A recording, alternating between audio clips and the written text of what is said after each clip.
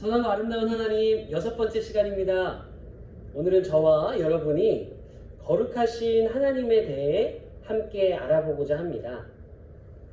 지난 시간까지 우리는 무자비하게 심판하시는 성난 하나님이라든지 우리가 저지른 작은 실수를 용서받기 위해 얼레고 달래야 했던 하나님이라든지 그동안 우리가 들어왔던 아주 어둡고 부정적인 이 종교적 하나님에 관한 오해와 편견을 다루었습니다. 그런 하나님은 우리 예수님이 알았던 또 예수님이 사랑하고 선포하셨던 하나님이 아니라는 겁니다. 하나님은 우리가 하는 걸 봐서 사랑을 베푸시는 그런 하나님이 아닙니다. 하나님은 사랑이십니다. 심지어 죄인들도 사랑하십니다. 하지만 하나님이 죄인들도 사랑하신다는 말은 반드시 하나님은 여전히 죄를 미워하신다는 말과 함께여야 합니다. 그런데 적지 않은 사람들이 특히 성도들 가운데서도 그 두 가지 생각 중에 한쪽만 생각하는 경향이 있습니다. 어떤 사람들은 하나님이 항상 화가 나 있으며 하나님은 거룩하시지만 세상은 그렇지 못하기 때문에 세상을 향한 분노와 진노가 마치 하나님의 본성인 것처럼 잘못 알고 있습니다. 하나님은 우리에게서 죄를 발견하실 때마다 항상 분노하시며 거룩한 망치를 들고 계시다가 도저히 못 참겠다 싶으면 내리치실 것이라고 여기는 거죠. 그런가 하면 포스트 모던 시대라 일컫는 오늘날에 상당히 인기 있는 하나님에 대한 이미지도 있는데요.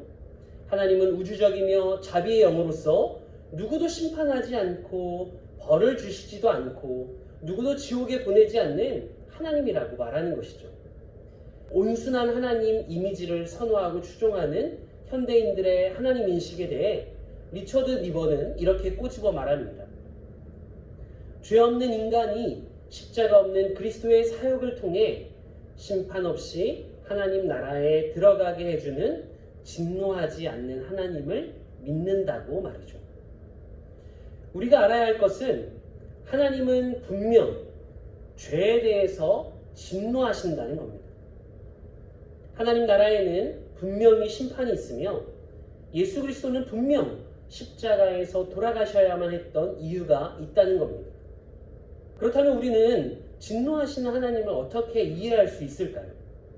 진노하시는 하나님을 바르게 알기 위해서는 먼저 하나님의 성품에 관한 균형 잡힌 시각을 가져야 하는데요. 여러분, 누가 가장 잘 알고 계실까요? 이제 예수님의 이야기를 함께 살펴보겠습니다. 우리는 종종 예수님을 평화와 사랑에 대한 이야기나 하시고 이 백합화 핀들을 거니는 유순하고 온화하신 분으로만 알고 있습니다.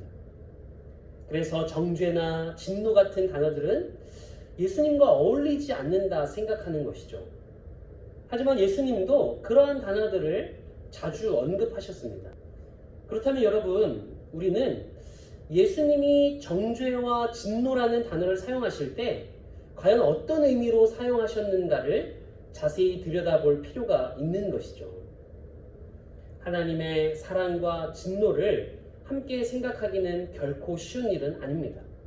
하지만 그것은 우리가 반드시 해야 하는 작업입니다. 예수님은 우리에게 둘 중 하나를 선택하라고 하시지 않았기 때문입니다. 예수님이 말씀하신 하나님은 이 두 가지 성품을 다 갖고 계신데요. 그렇기에 우리가 하나님을 제대로 이해하려면 이 두 가지 성품, 사랑과 진노, 공의와 사랑에 대해서 모두 알아야 합니다. 우리가 사랑을 생각할 때면 비합리적인 감정이나 느낌으로 생각하기 쉽습니다. 사랑을 노래한 가요들을 보면 사랑하는 사람을 향한 한 사람의 감정의 파도를 묘사하는데 사랑하는 사람과 함께하기 위해서는 하지 못할 일이 없다는 겁니다. 그러나 여러분, 실제로는 그렇게 하지 못하는 것을 보게 되는데요. 그 사랑의 감정이 식어버리기 때문입니다. 우리는 하나님은 사랑이시다라는 말을 들으면 하나님도 우리와 비슷한 사랑의 열병에 빠졌다고 생각하곤 합니다. 하지만 여러분, 하나님의 사랑은 전혀 다른 뜻을 가지고 있습니다. 발라스 윌라드의 표현을 빌리자면 사랑한다는 것은 상대방의 유익을 구하는 것이지 어떤 감정을 표현하는 것이 아닙니다. 사랑은 상대방의 안녕을 위하는 것입니다. 그렇기 때문에 희생도 마다하지 않는 것이죠. 물론 하나님의 사랑이 냉랭한 사랑이라는 말은 아닙니다. 다만 하나님의 사랑은 넋이 나간 10대들의 사랑보다는 자식을 향한 부모의 사랑에 더 가깝다는 말입니다. 진노라는 말도 마찬가지입니다. 우리가 이 단어를 들으면 이성을 잃고 통제불능에 빠지는 이 분노에 사로잡힌 어떤 사람의 이미지를 상상하곤 할 텐데요. 진노라는 단어는 그런 극단적인 상황을 묘사하는 데 쓰는 어감이 아주 강한 단어입니다. 분노를 넘어 광분한 상태에 들어간 사람을 표현하는 것이죠. 그래서 우리가 하나님의 진노에 대하여 말할 때에도 너무 격노한 나머지 머리가 돌아버리기 일보 직전의 상황까지 간 하나님의 모습을 상상하곤 합니다. 하지만 여러분, 하나님의 사랑이 생각 없고 얼빠진 종류의 인간적인 사랑이 아니라 당신의 백성을 위한 지속적인 하나님의 갈망인 것처럼 하나님의 진노는 인간들이 상상하는 광분의 상태가 아니라 죄악을 향한 하나님의 지속적인 반대, 거절의 태도입니다. 하나님의 진노는 무모하고 비이성적 열정인 인간의 분노와는 차원이 다릅니다. 하나님의 진노는 사려 깊고 객관적이며 합리적인 반응입니다. 사실 진노는 사랑에서 비롯된 행위입니다. 악의 문제에 관해서라면 하나님은 결코 우유부단하지 않으십니다. 하나님은 자신의 존귀한 백성들을 파괴하는 일에 관해서는 맹렬하게 있는 힘껏 반대하십니다. 진노는 하나님의 사랑의 다른 표현이다 할 수 있는 겁니다. 진노는 사랑 많고 거룩하신 하나님의 불가피한 반응인 것이죠. 선하고 아름다우신 하나님이 악에 대응하는 방식인 셈입니다. 거룩함은 하나님의 본질적인 성품 요소 가운데 하나입니다. 하나님이 사랑이 아닐 수 없듯이 하나님은 거룩하지 않을 수 없습니다. 하지만 여러분, 하나님의 진노는 다릅니다. 진노는 하나님의 성품이 아니기 때문입니다. 진노는 하나님이 어떤 분인가를 말하는 것이 아니라 하나님이 하시는 일에 관련한 것입니다. 진노는 거룩하신 하나님께서 죄에 대해 취하시는 행동인 겁니다. 많은 사람들이 하나님을 화가 난 진노의 하나님이라는 생각으로부터 출발하는데 그것은 진실이 아닙니다. 하나님은 거룩하시고 순전하십니다. 이는 하나님의 선하심과 아름다움의 일부입니다. 거룩은 하나님의 본질입니다. 하나님은 진노의 하나님이 아니십니다. 진노는 인간이 하나님을 거부했을 때 경험하는 겁니다. 그리고 그것은 하나님의 사랑에 꼭 필요한 부분이기도 합니다. 스코틀랜드의 유명한 설교자이며 작가인 조지 맥도널드는 사랑은 순전함에 이를 때까지 사랑하는 것이다 라고 설교했습니다.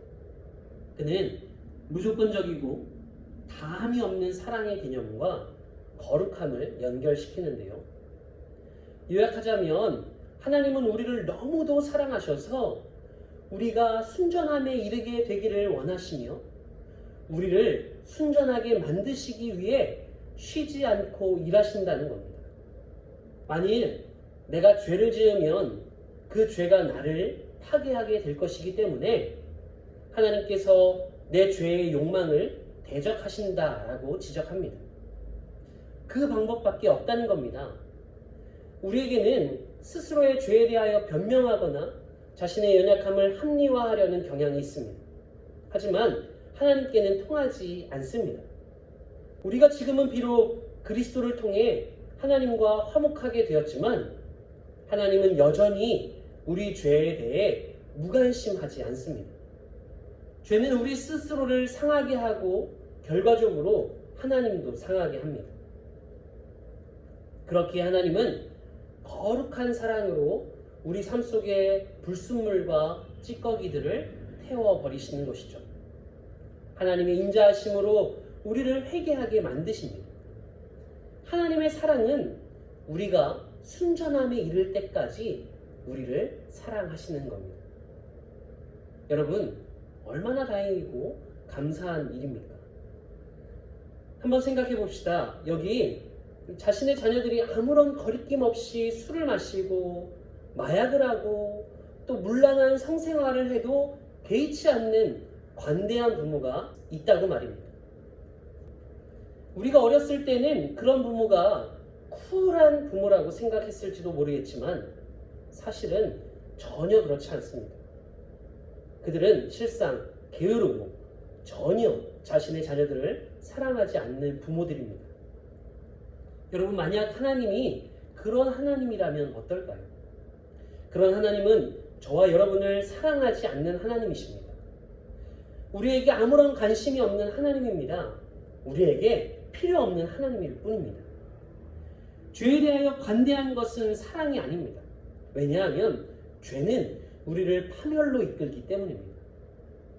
참 다행이고 감사한 일입니다. 하나님은 나를 상하게 하는 그 어떤 것도 용납하지 않고 증오하시기 때문입니다.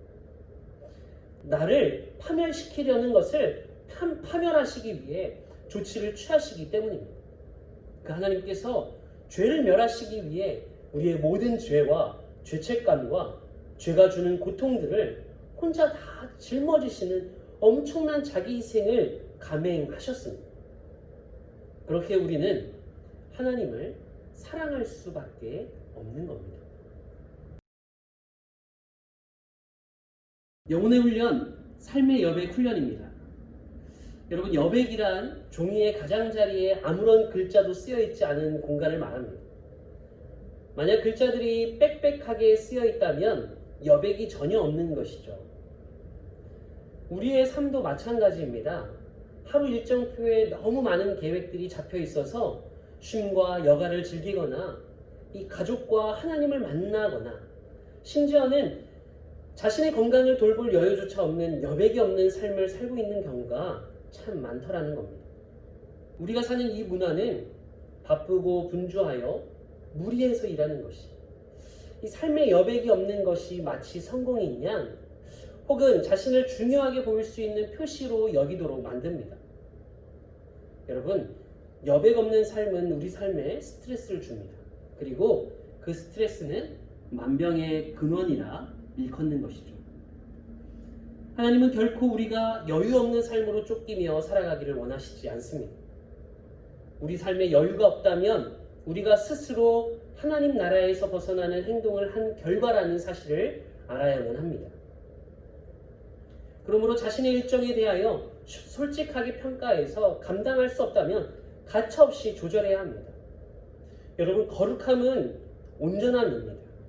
온전함이란 인생을 잘 살아가는 것을 의미하고요. 죄는 일종의 역기능 혹은 질병이라 할 수 있습니다. 오늘날 영적인 질병 중 최고의 질병은 빨리빨리 하는 병입니다. 우리의 일정이 빡빡해서 빨리빨리 계속해서 서두를 수밖에 없습니다. 삶의 여백이 없을 때 우리는 쉽게 피곤하고 외롭고 기쁨을 상실한 삶을 살게 되는 것이죠. 그때 유혹이라는 게 찾아옵니다. 여러분, 우리에게는 여백이 필요합니다. 여백은 균형을 회복시키고 영혼을 회복시킵니다. 또한 그렇게 함으로 우리 안에 기쁨의 능력을 회복시킵니다. 그런 까닭에 여백과 거룩함은 서로 깊은 연관이 있습니다. 이번 한 주간 삶의 여백을 만들어 보시는 건 어떻겠습니까? 몇 가지 조언을 드려보면 이렇습니다. 매일 아침 10분 일찍 일어나 침묵을 통한 묵상의 시간을 가짐으로 하루를 준비해 보시길 바랍니다. 또 이 불필요한 여응의 시간들이 있다면 줄여보시기 바랍니다. 무슨 일이든지 약속을 하기 전 이 일이 정말 꼭 필요한 일인가 질문함으로 미리 조절해 보시기를 바랍니다. 또한 여러분의 일상 가운데 자주 하는 일들이 있다면 그 횟수를 줄여보시기를 바랍니다.